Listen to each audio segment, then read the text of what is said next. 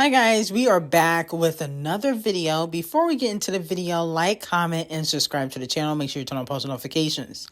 So Botch and Bitter is going off and throwing subliminal shade at Nicki Minaj because fans were calling out Nicki Minaj for dropping in 2025. She did announce that she will be dropping a new album under her own label, Heavy on It / Republic. And fans are upset about that because Botch and Bitter is supposed to be dropping her next album after it got pushed back. Now, this is what Botch and Bitter had to say on social media. My downfall will never fucking happen. I'm gonna always be relevant. I'm gonna always be that bitch. My own competition, I keep telling y'all that. Them crosses that you be trying to throw at me, it's not gonna prosper, baby. No disrespect. This ain't about no bitch. Like, I'm not even trying to be funny towards no bitch at all. But it's like, stop throwing. Stop. I don't think about bitch. I don't. I'm scared of my own numbers. I'm scared of my own success. Me. How can I beat the old me? How can I beat the old me? Oh my gosh. Like every single time. How can I beat the old me? How can I outdo my own looks? How the like even when we're about to do a red carpet, it's like, damn, how can I beat my old look? How can I beat my other shit? My ops got a whole bunch of people that they don't like, but I'm the they really don't like. Here's my thing. I think Botch and Bitter is all talk and your downfall has already happened.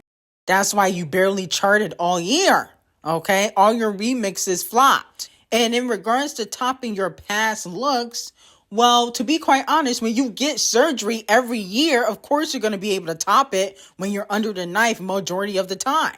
I don't understand that. How can you brag about your looks when everybody knows you live under the knife? I don't understand that.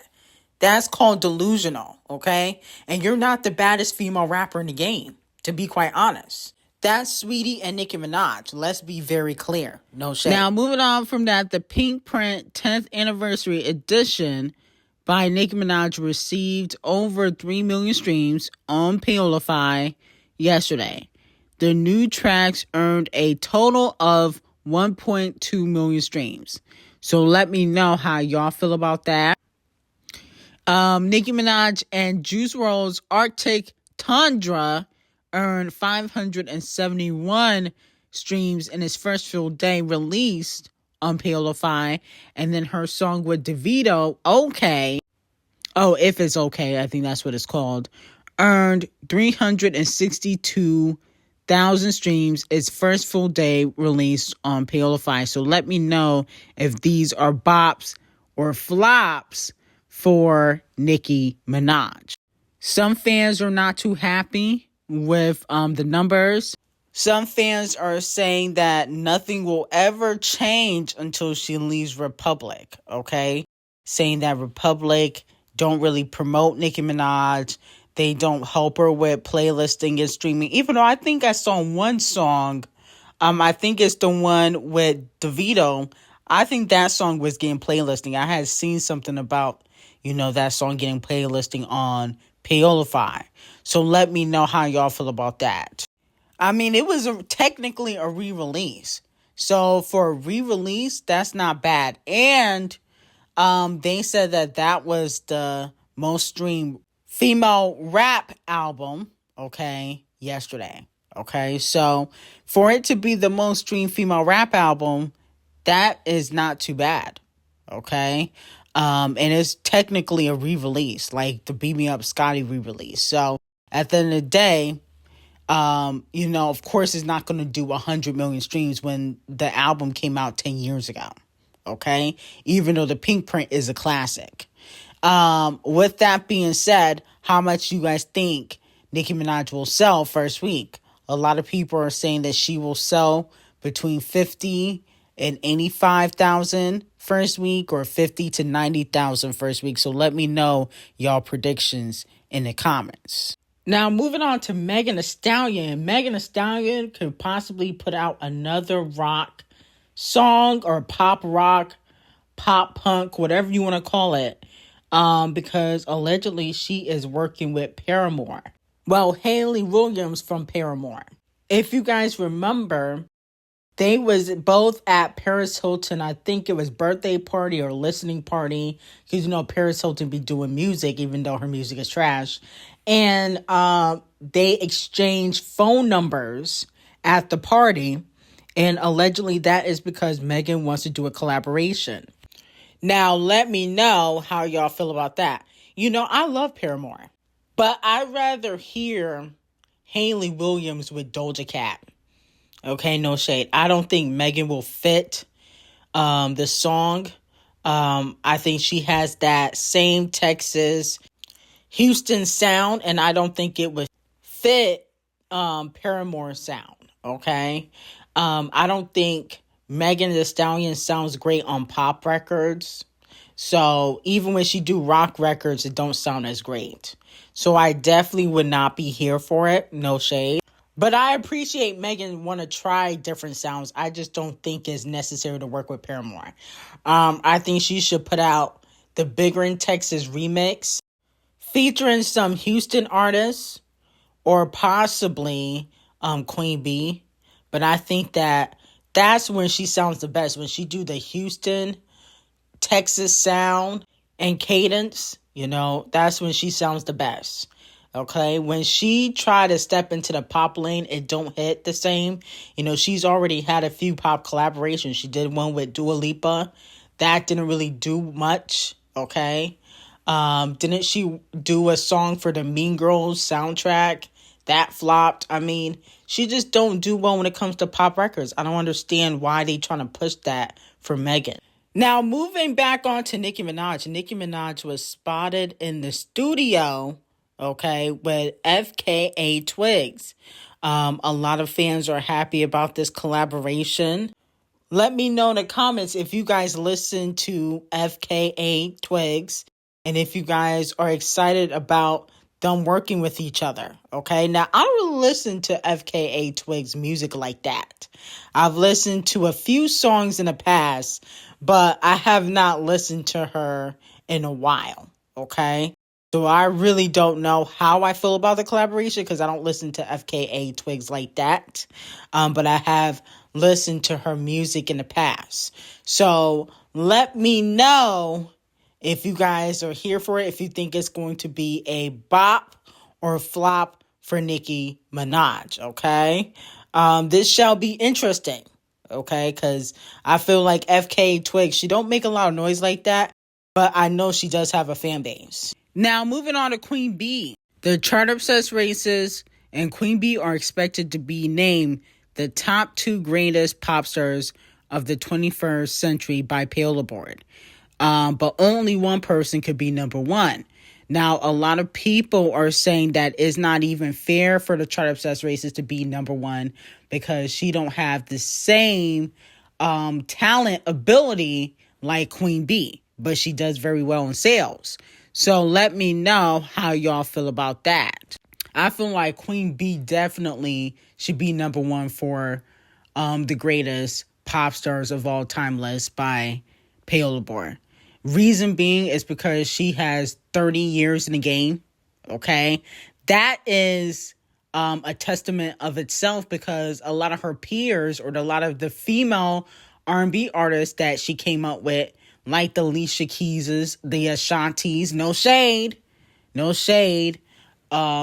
Sierra Niveas, whatever you want to call them, they don't have the same relevancy, sales, okay, or impact on the culture like Queen Bee has today. Okay, I think Queen Bee has more impact on the culture than the Chart Obsessed Races. She's a better singer. Vocally, she is, yes. Better performer, absolutely. Okay, can still do stadiums, 30 years in the game. Okay, that says a lot. And then on top of that, in my opinion, her music is more mature than the Chart Obsessed Races. The Chart Obsessed Races musically is on the decline. Okay, no shade. You can't even blame the producer, Jack Anoff, or the writers. You can only blame the Chart Obsessed Races. She talking about in her last album, but daddy, I love him. You were damn near 40-year-old woman begging your parents to accept the person that you in love with. Stop. That's that's corny. Sorry. Okay? Her music is not mature, and that's why people are now more gravitating to the Sabrina Carpenters and the Billie Eilishes and the Olivia Rodrigos, because their music is more mature. And I think that Queen Bee writes music for a mature audience. She's not writing for 13-year-olds like the Chart Obsessed Racist does. Okay? So I think Queen Bee should be number one. She's been in the game for 30 years. That's amazing and still relevant. Okay? Like she, in her prime. Nobody that came up with Queen Bee is doing 400,000 first week. Usher's not doing that. Alicia Keys ain't doing that. Michelle and Kelly damn sure ain't doing that. So at the end of the day, I think, Queen Bee deserves her flowers for that. Okay? And, the Chart Obsessed Racist, she do have the sales down. Okay? She do better in sales. But overall impact and, talent, she don't have that over Queen Bee. Let's be very clear.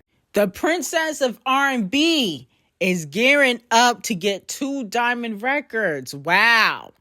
SZA Snooze has now sold over 8 million units in the U.S. Wow, that's crazy. But that's a bop. Okay? Snooze is a classic. And then SZA's Kill Bill has now sold over 9 million units in the U.S.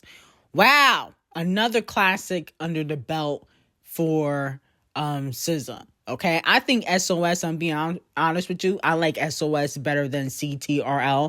I know that might be the unpopular opinion, but she getting all these diamond plaques. Okay? Because this is about to go diamond next year. Okay? She gonna have 2 diamond plaques next year.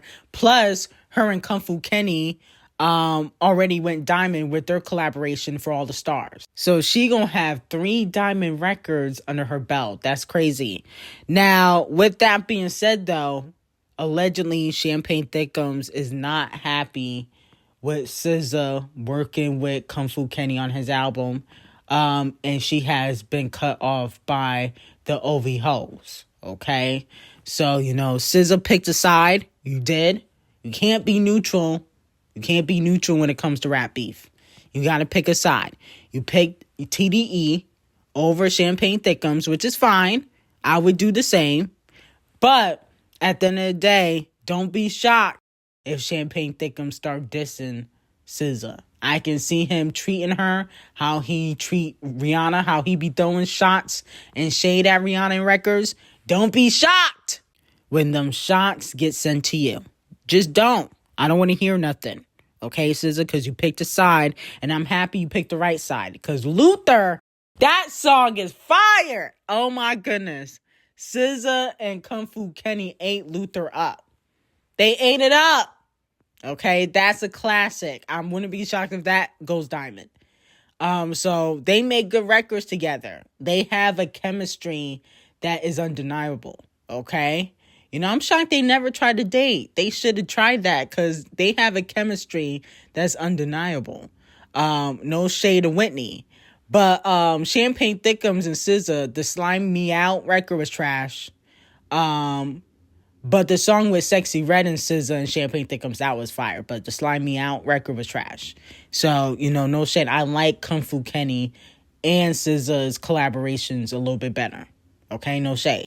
Now, dud of the day is going to J. Cole, okay?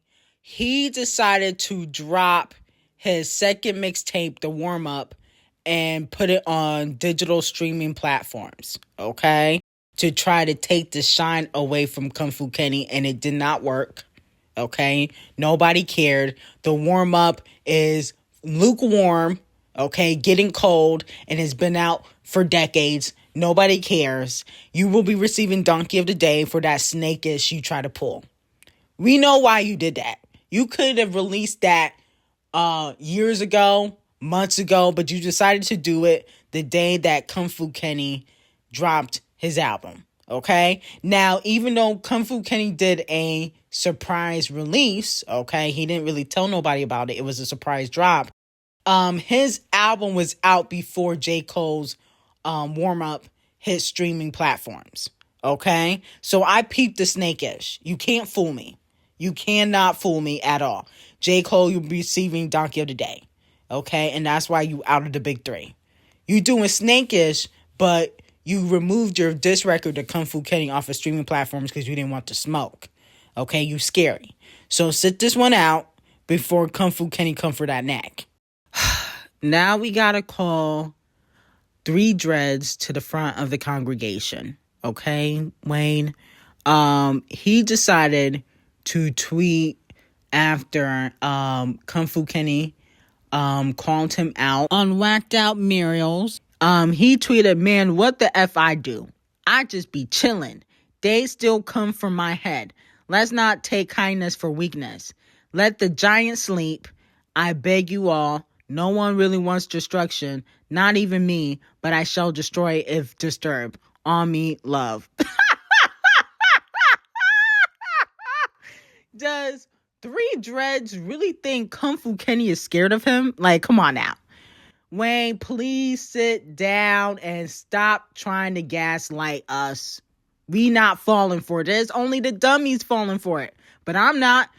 You definitely did something, okay? Even though you was calling out Camel Face, you never congratulated Kendrick Lamar. And he has shown you so much love. I remember when you wanted to retire because Birdman was stifling your coins.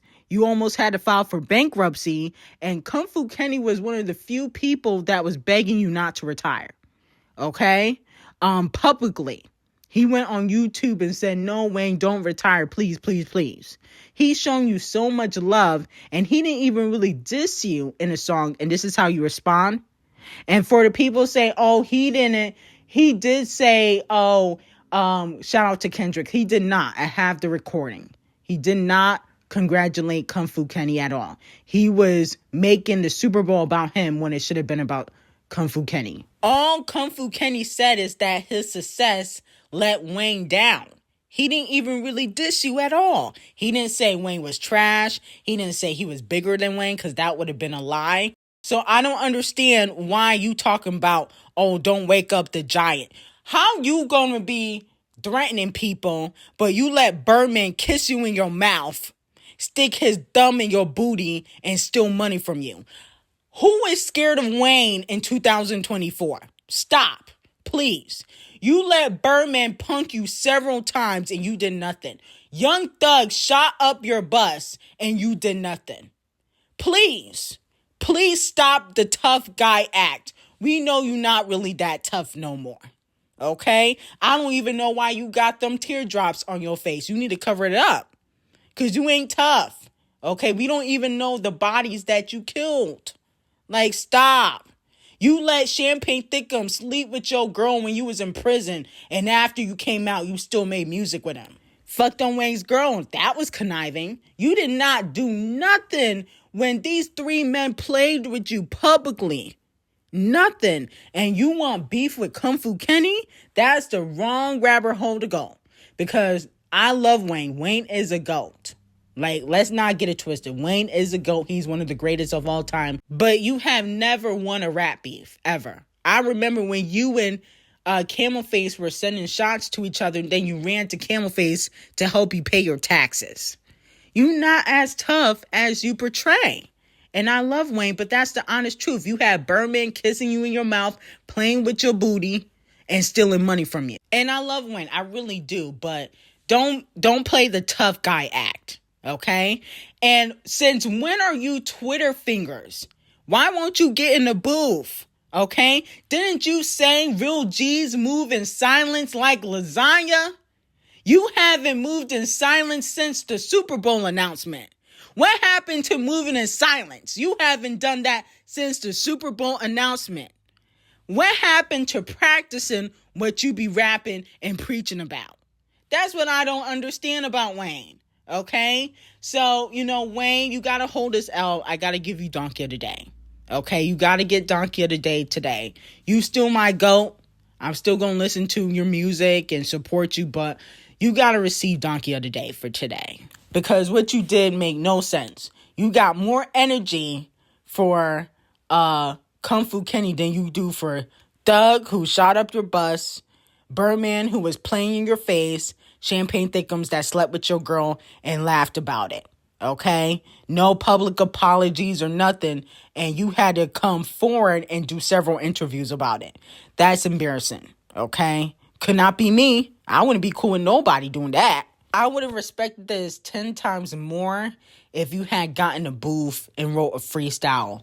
You know, a lot of the OGs, they're going to social media instead of getting in the booth.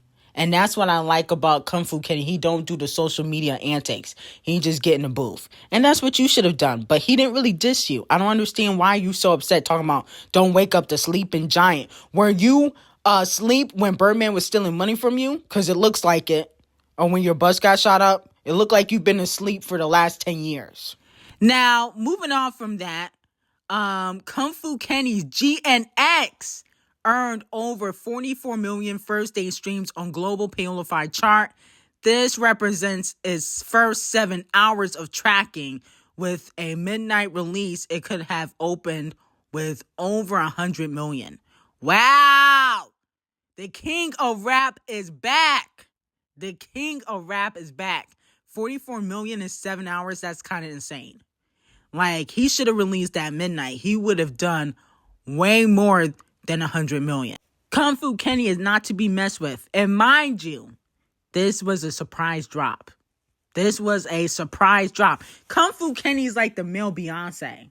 Like, he could do a surprise drop and literally set the internet on fire. Okay? He be breaking the internet every time he drops. He is the male Beyonce. Not only that, Kung Fu Kenny now simultaneously occupies the entire top 12 on the U.S. Apple Music with every song from GNX. And this ain't even all of it. Oh my goodness. I am so happy Kung Fu Kenny is back. Kung Fu Kenny single-handedly saved hip-hop this year. He did. It was dying. It's still not 100%. You know, the hip-hop sales overall are very low. Not Kung Fu Kenny sales, though. But the genre is not doing well, but he has saved it in 2024. Kung Fu Kenny has saved hip-hop. We should all say thank you, okay? Because it would have been dying market right now. Especially if Champagne Thickums were putting out music. Because his music for the last, I would say, 3 years has been trash. So thank you, Kung Fu Kenny, for saving hip-hop. This is exactly what a talented artist is supposed to do. Save the genre and leave the antics at home, okay? Now, Snoop Dogg praises Kung Fu Kenny's new album.